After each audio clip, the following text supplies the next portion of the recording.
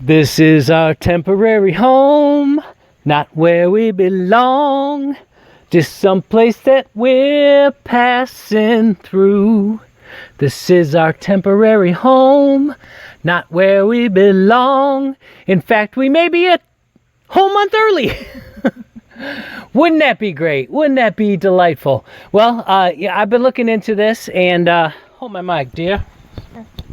Oh, yeah.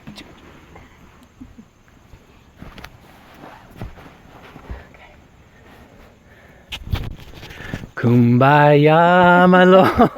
We're having a sit-in. How you doing, Mr. Bones? I'm bored. I'm ready to go. I can't believe you wouldn't let me bring my Game Boy. Mr. Bones, we're supposed to be roughing it out here. So, I hope you all are experiencing a little bit of your Sukkot, your temporary dwelling place. Try camping out. This is our version of camping out. This is rough enough for us. I'm hungry. Will you make us something? No, Mr. Bones, we're shooting a video. Can we order a pizza? Mr. Bones, I've had about enough of you. You got the nicest bed in the place. So, I don't know if you can see very well, but lovely wife is here. Wife? What's my name? Wife, my honey lumpkins. Honey lumps of sugar. Lean in and say hi. Hi. And of course, Nurse Sally's here. We brought Rapture balloon. He's still hanging. There's a puff in there. I guess you could say he's home on hospice. So he wanted to spend his last days near us. So yeah, we're in our tabernacle, and I think we're in the Feast of Tabernacles because of the sun, moon, and stars. And that is what I believe the Lord led me to understand his time clock. And he said in Genesis, I've created the sun and the moon and the stars, and they shall be for your times and your dates and your seasons and your holy appointments. So the sun, moon, and stars testified perfectly of the woman clothed in the sun with the moon at her feet. And we're going through the 7 days of awe and end up with the Day of Atonement, the moon right at the Aquarius, pouring out judgment. And then moving into the tabernacle constellations, everything is fitting perfect. If we do move another month, which I'm not against, I would love it. Nobody would be more delighted than me to get back to talking about Feast of Trumpets and the Day of Atonement and all those means. I got a lot more to teach on that. And I love how it fits. It fits my timeline perfectly. But, you know, I went through, I've been studying.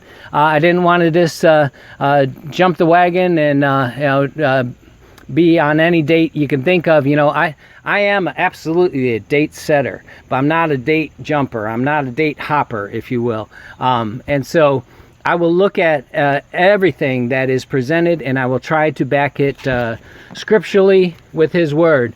So here's the thing. We absolutely will have to add another month this year, but it is added at the end of the year. At the last month is the 12th month, is known as Adar, and so you add another month and have it Adar 2. If you don't do that, then next year, 2021 Nisan, will not line up with the sun, moon, and stars to testify of the Passover. So again, I'll probably show you some of the constellations so that you can follow along with me, but the first day of the year is when the star Spica, which is in the hand of the Virgin, when that's exactly on the horizon at the same time that the sun is rising in the constellation of Pisces, heading towards Aries the Lamb.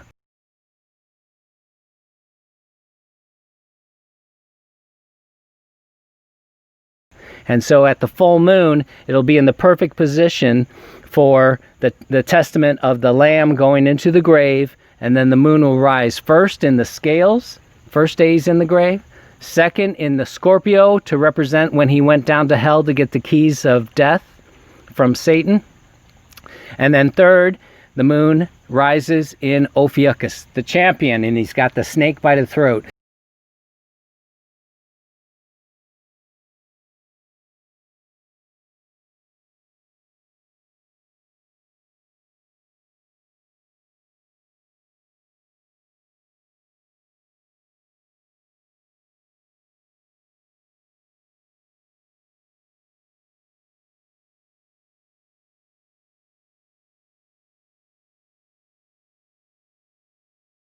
So when you reset the clock every single year now you got to remember, this star Spica, it was called Abib.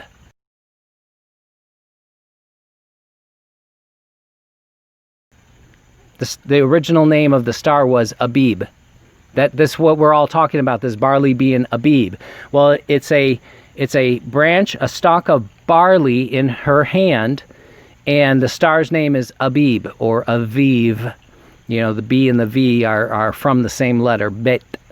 So that is how he taught his children to tell the time, and that's how they could tell in times of famine or walking through the wilderness. You know, there was no barley growing when they were walking through the wilderness. So I'm fully aware of the barley report, and I know that the barley did not come out well. But again, as far as was it ripe or did it get ruined by rain, you know, those are two different things. And when you're going along by a lunar calendar, what ends up happening is, because the lunar month doesn't match with the solar, is the moon is slowly moving backwards through the constellations.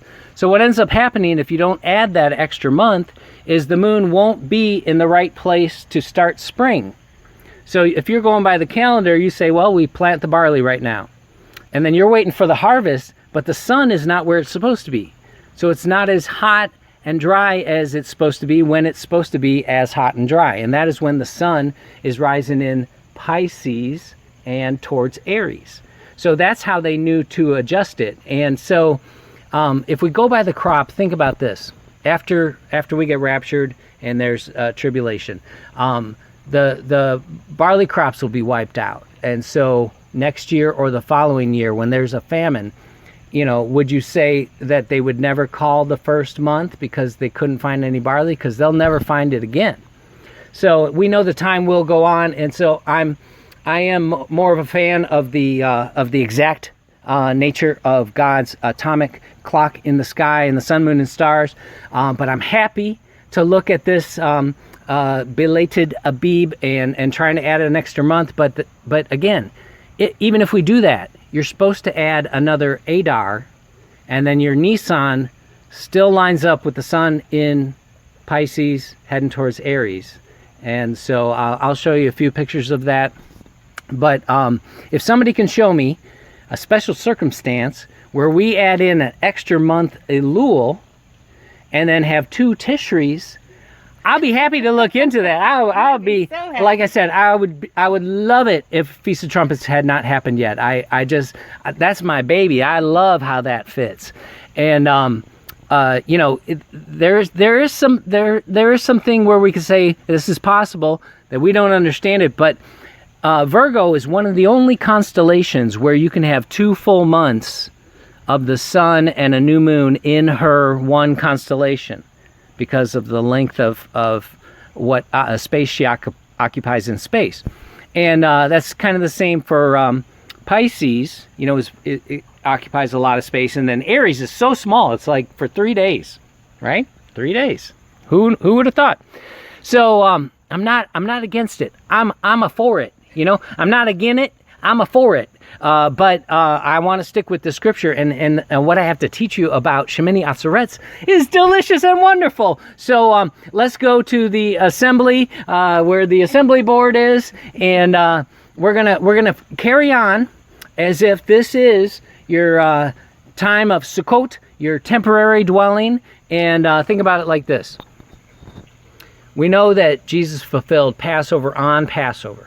And then he went into the grave to represent the beginning of unleavened bread, which is he was pierced and he was striped. Just like if you get unleavened bread, matzah bread, it's pierced and it's striped and it's got little burn marks on it to represent Jesus, okay? And then he came out of the grave at first fruits. And again, the sun, moon, and stars testify of that perfectly. Then, what do we all know about Pentecost? What do they say? What's the Bible verse in the book of Acts that says, when the day of Pentecost had fully come, and they were all with one accord, 120 of them in the upper room, and the day had fully come. So we now have learned that there's this Shavuot, and then there's this 50 weeks, and 50 and 50. So we got the first wheat offering, which is not the wheat harvest, And then we got the new wine offering, which is not the wine harvest. And then we got the new oil offering, which is not the whole harvest. They all lead towards the big ingathering of harvest, which is Sukkot. So when they said in Acts, when the day of Pentecost had fully come, the Holy Spirit dropped and fulfilled Pentecost, it meant at the end, right? At the end of whatever we understand, whether that's the 15th day of the 3rd month or the 1st day of the 5th month, or all the way right up to the Feast of Trumpets that we found that they all just lined up perfectly. So it would make sense for the Lord to fulfill the tabernacles when the day of tabernacles had fully come at the end. And again, the 8th day, the Shemini Atzeret, we're going to talk about that. I'll give you a little bit of visual aid to show you that screams rapture. It's like, rapture! Rapture! It's like when the ice cream man, you're like, ice cream man! Okay, so let's go to the assembly, right? And you know what? It's pretty warm out here, so I'm not against it still being summer, and we got some more time, and we'll look for trumpets, but we'll never give up. Gang, will we ever give up? No, we never give up. We never surrender! Let's go to the assembly! Where's my horse? We forgot. Hold your horses!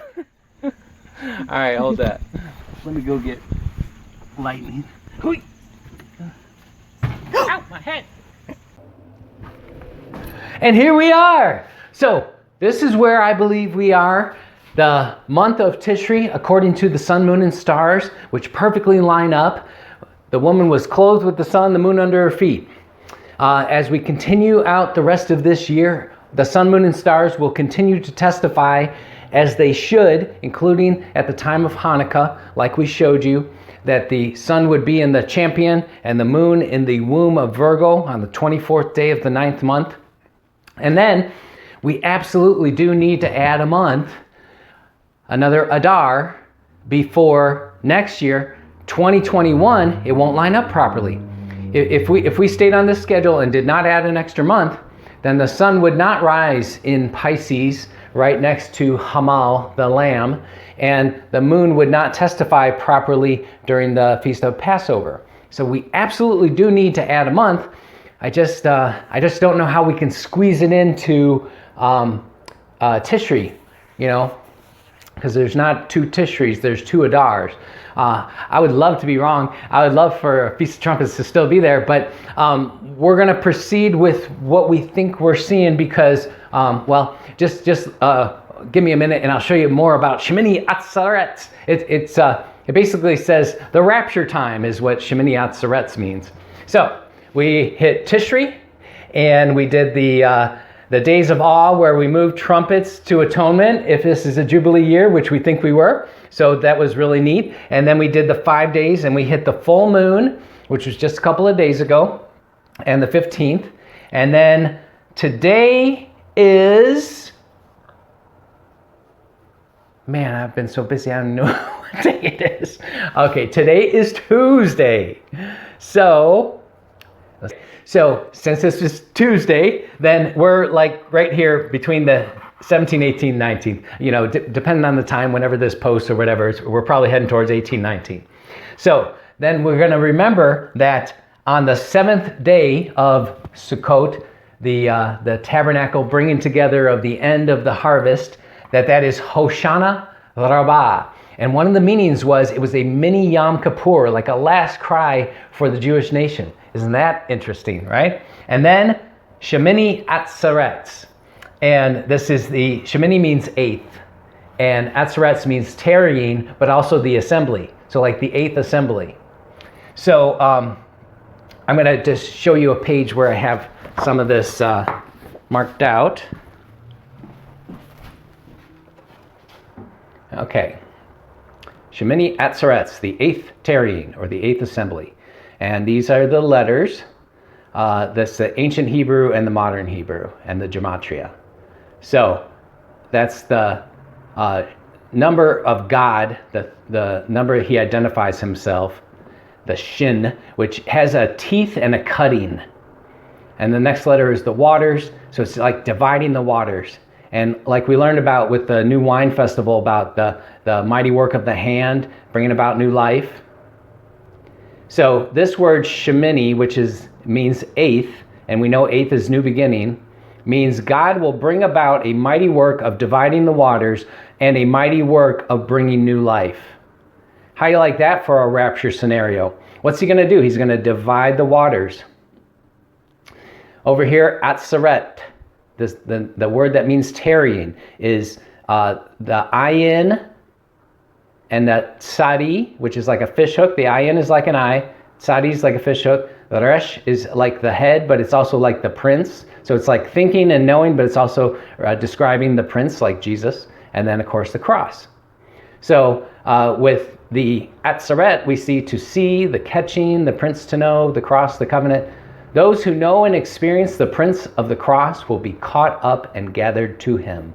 So rapture sentence. The gematria value is 1170.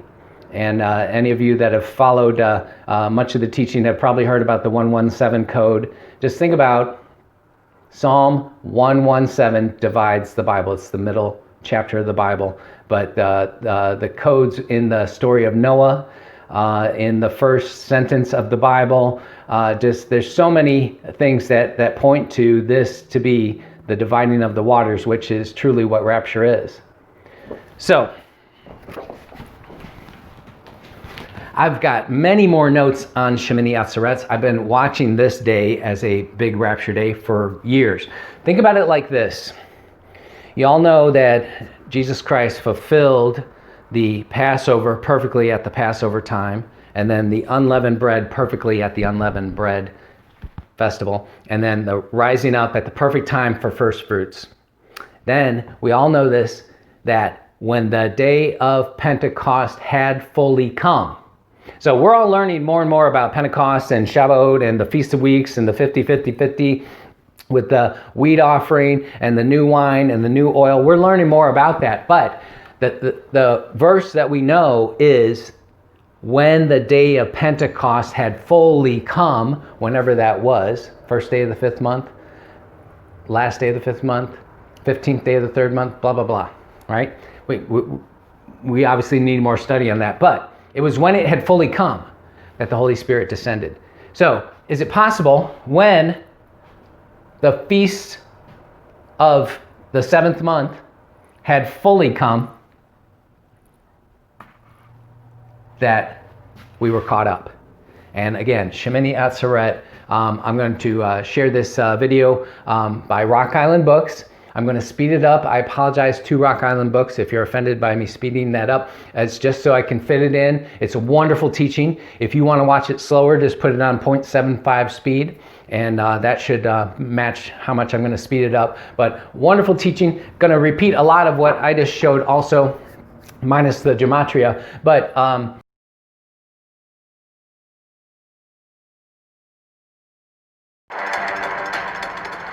in the fall of every year, Israel celebrates their last feast day. This day is called Shemini Atzeret. What is this? Why is this day important, and what can we learn from it? Will the pictographs in the Hebrew letters of this feast reveal anything of value to us, and will anything direct us to Messiah? Let's find out. In the book we call Leviticus, which is the third book of the Torah, Yahweh gave his people directions for a series of 7 annual feasts.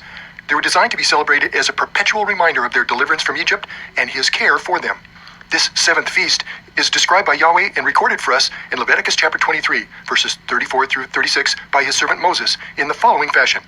Speak unto the children of Israel, saying, the 15th day of this 7th month shall be the Feast of Tabernacles for 7 days unto the Lord. On the first day shall be a holy convocation. Ye shall do no servile work therein. 7 days shall ye offer an offering made by fire unto the Lord. On the 8th day shall be a holy convocation to you, and ye shall offer an offering made by fire unto the Lord. It is a solemn assembly, and ye shall do no servile work therein. This 7-day feast or festival is known as Sukkot, the Feast of Tabernacles, or the Feast of Booths. It marked the last of 3 pilgrimages that the faithful would undertake to celebrate in Jerusalem each year. During their stay in the city, each family would construct a walled room or booth covered in palm branches and willows of the brook, and then dwell there during this week. Yahweh tells us in verse 43 why this feast was to be observed. That your generations may know that I made the children of Israel to dwell in booths when I brought them out of the land of Egypt. I am the Lord your God. As we just read in verse 36, the 8th day was separate, yet celebrated with Sukkot. The word eighth is Shemini, and the assembly is Atzeret. Literally, Shemini Atzeret is translated eighth assembly, or eighth day of assembly. Let's first investigate the Hebrew pictographs of the word Shemini and see what mystery we might discover. Shemini is spelled Shin, Mem, Yud, Nun, Yud. Shin is the picture of teeth and means to consume, to press, or to destroy, and is the one letter God uses to identify himself. It is his signature. Mem is the picture of waters, chaotic like a tsunami on the ocean, or peaceful like a stream in the desert that makes things bloom, and can also refer to the word of God that brings life or the living waters. Yod is the picture of the hand and refers to a mighty work or deed. Nun is the picture of the fish and means life or activity. Yod again is a picture of the hand and refers to a mighty work or deed. The first mystery to be discovered in Shemini is that God is going to identify himself by a mighty work that is first destructive like a tsunami, followed by a mighty work that will be like the peaceful stream that brings life. How can this be? To understand this, we need to remember that this is the eighth day. Why is that important? The number 7 is the number of spiritual perfection. Sukkot was the 7th and final feast of the year, and the feast was 7 days long, and the 7th day a day of rest, a picture of spiritual perfection. Shemini is the 8th day, the day after the completion of God's festival, and the first day of a new beginning. The number 8 in Scripture always refers to a new beginning, starting after the completion of something else. We just read that the feast of Shemini Atzeret began with fire consuming the offerings. This was also the day all the chaff from the fall harvest was burned, readying everything for a new season of planting and growing. It is a picture of the destruction of the old and also of a new life to come. Now we need to put this together with Atzeret. Atzeret, or the assembly, is spelled Ayin, Sadi, Resh, Tav. Ayin is the picture of the eye. It means to see, to know, or to experience. Sadi is the picture of the fishhook. It means to catch, to need, or to have a strong desire. Resh is the picture of the head and refers to the leader or the prince. Tav is the picture of crossed wooden sticks. It means to seal, to covenant, or a sign. This is the mystery that's found in the pictographs of Atzeret. Those who know or experience the Prince of the Cross will be caught up and gathered to him. The pictographs of Shemini and Atzeret together provide an amazing picture of the future for us to contemplate. There will come a time when the old will be destroyed and things will be started over and made brand new. Those people who have put their trust and faith in the Prince of the Cross will enjoy the experience of being gathered to him in this new beginning. Again, I want to believe that we push this other month off. And like I said, I will show you more of the sun, moon, and stars. See, here's the thing. I don't know if I can explain this without pictures, and I might try to again with pictures. But when we follow the loony, there's a solar year, the Gregorian, and then the lunar year, which is what the Jews are following. But we're supposed to be following the lunisolar year. And that is what I have been following, which I believe is God's true calendar in the sun, moon, and stars. Remember in Genesis, he said, I created the sun and the moon and the stars. I keep pointing over here because there's some. The sun, the moon, and the stars for times and for dates and for seasons. You would know that by your sun, moon, and stars. So the star Spica, one of the brightest stars in the sky, is in Virgo's hand. She's holding that branch of barley. Spica used to be called Abib. So we went over how to know the beginning of the year is when the star Abib is on the horizon, like right on the horizon, the same time that the sun is rising, and the sun is in the phase of new moon. So it would be the sun and the new moon, the little sliver right behind it, just coming out of the horizon, and they should be in the constellation of Pisces, which you can kind of see a little picture of Pisces there. Okay, so if we follow along on the lunar year, what ends up happening is the sun is getting back further and further away from rising in Pisces. And so when you get there to the end of the year and you're getting ready to start the next year, you realize, oh, the sun's not in Pisces yet. We need to add another month so that the sun can get caught up to Pisces. Now, when the sun rises in Pisces, and that's right next to the little lamb known as Aries, or Hamal is the ancient name. When the sun's there, then on Earth, you're going to have more sunshine and you're going to have a better barley crop. So it's like if you were not a stargazer, but you were growing your barley, you're following the Hebrew months, and you realize, oh, the barley has not really ripened, so we need to wait until the sun catches up. Does that make sense? I know it's confusing, but it's the sun, moon, and stars are his clock. So we have been adding months. So ever since the miracle of Hezekiah, we have actually been adding 7 months every 19 years. And it occurs every 2 or 3 years that there is a month added, and these are some websites that confirm that. So what I did was I went back and I studied what the sun, moon, and stars coordinated with these month change. And the 2 that stuck out were 2013 and 2021. What a coincidence that those were 7 years apart and coincided with our rapture time. Okay, and I understand, and I love the idea that we could still squeeze in an extra month. I just can't figure out how to biblically support it, because you're supposed to add it right before the sun's into Pisces. So, like I said, I'll probably try to teach this with pictures, but I'd be more than delighted to find out that there's more time. So why don't we just watch this as is, because this is still a beautiful scenario. And again, if we're lighting the menorah from the outside in, he could fulfill this tabernacles, which he already fulfilled tabernacles when he first was born, and he tabernacled in a temporary dwelling. And the Jews fulfilled temporary dwelling for 40 years. So, I mean, he likes to fulfill these over and over and over, is the true scenario. And so, when the day of temporary dwelling had fully come, then the cutting, dividing of the Lord, dividing the waters and bringing new life. It's just, everything about it is so beautiful.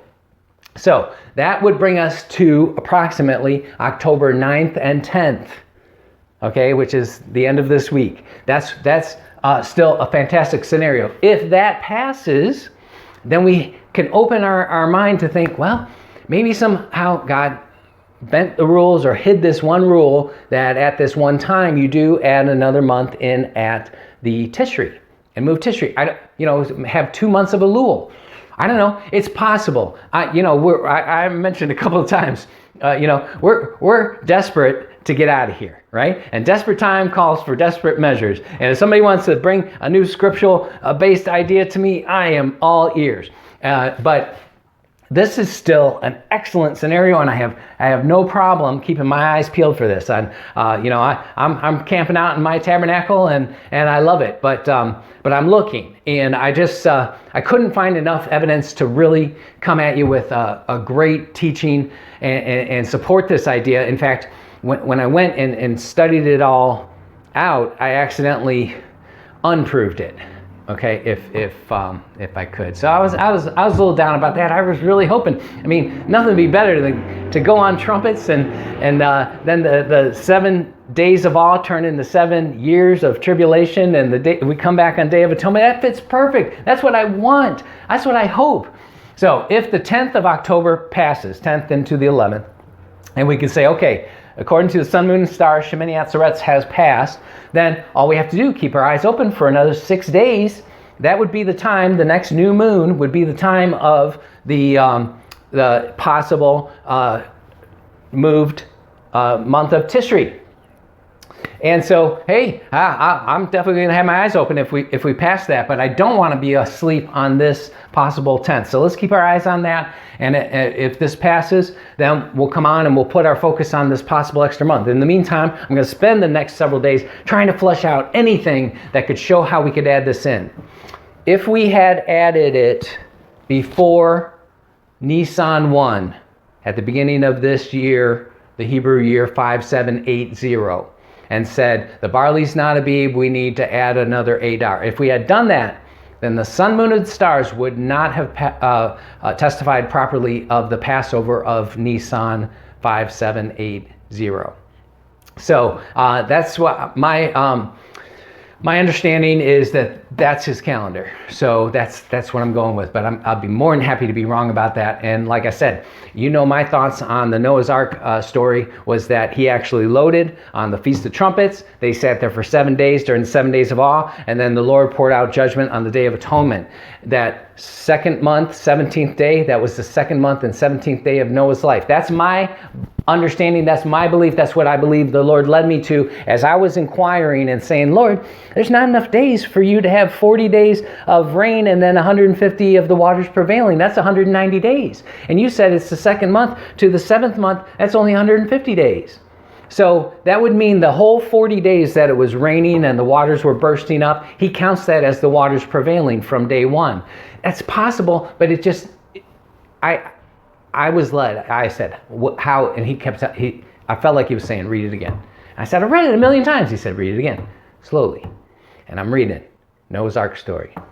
In the 600th year of Noah's life, in the second month. As soon as I read it, slowly, I connected. 600th year of Noah's life, in the second month of Noah's life, 17th day of Noah's life. So that's what I received from that. I might have been totally on my own on that. I just, you know, but you think you're hearing from God? You think you're being led? And to understand that he poured judgment on Atonement Day, that's perfect. So I am ready to throw that all right in the garbage can. If we're still here and then the new month passes, October 16th, 17th, 18th, whatever, right? And so we say, oh, the trumpets didn't happen. I guess then we'll look for the trumpets got moved to atonement. Then there's your 10 days more. And then after that, we'll look to the second month, 17th day. I don't care. I'm never going to stop looking. And you guys know I won't. So I'm a date setter, but I'm not a date hopper, okay? I'm not just going to look at whatever, it just happens to come up. There's got to be biblical meaning with it. And so I'm sticking with this Shemini Atzerets until it passes, and we have to go digging deeper. But again, the sun, moon, and stars look like this. Okay, this is a picture of the sun, moon, and stars at the Day of Atonement. The sun is in Virgo, and the moon is in Aquarius, pouring out judgment. Judgment Day, after the 10 days of awe. Okay, I'm going to try to do my best to show you how the moon moves through these constellations and tells our story about Israel, the woman who gives birth to the male child. So what I'm going to have to do is pull up the date, move it ahead, remove the date, push pause. So it may be a bit choppy, but that way I don't have to have the big date stamp in front and you'll miss it. So this is Day of Atonement, day 10. Now we're going to go 5 days ahead until the 15th day. Okay, so this would be day 15 of Tishri. And we see that the moon is now at the feet of Aries, the lamb, to start tabernacles. How appropriate. The sun is in Virgo, representing Israel. The moon is in Aries, representing Jesus, to start tabernacles. That is a very significant sign. Now we're going to go through the 7 days of tabernacles. So this is the 15th day of Tishri. It's also the first day of tabernacles. So let me pause and move this to the second day of tabernacles. This is the second of 7 days of tabernacles. This is the third day of the 7 days of tabernacles. And the moon is in Taurus. This is the fourth day.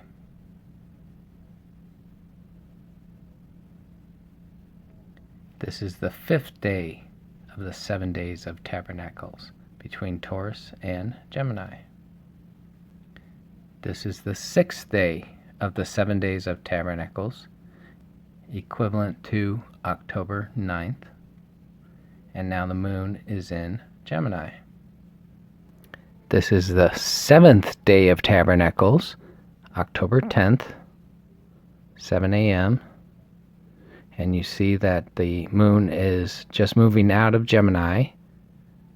And this would be the day Hoshana Rabbah, where there's a last plea for the Jews' salvation. It's also known as a mini Yom Kippur.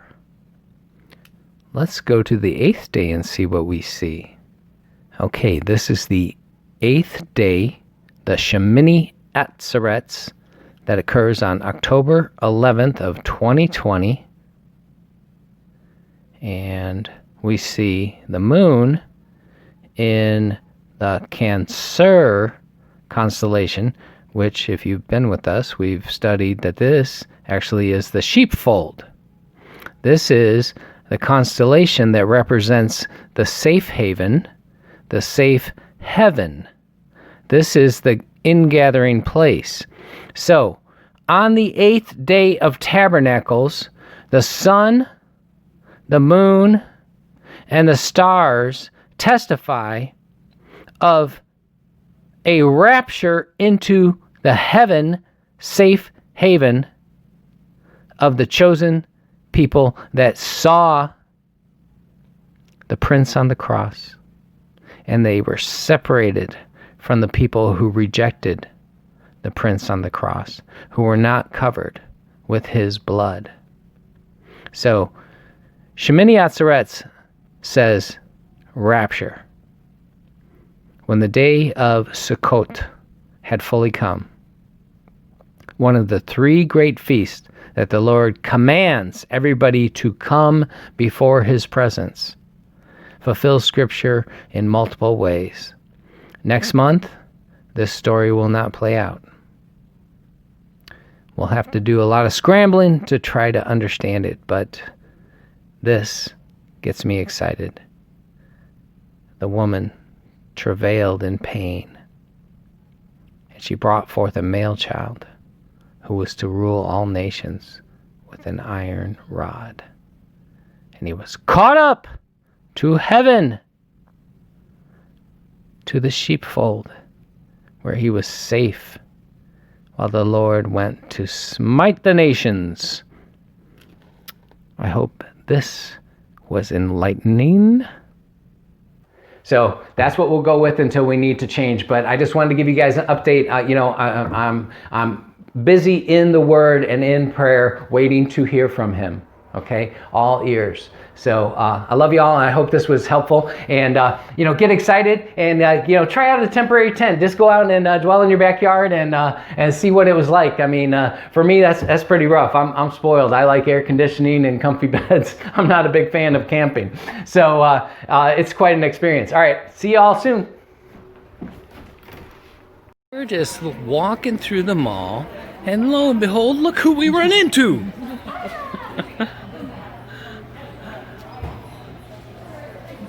Mr. Bones!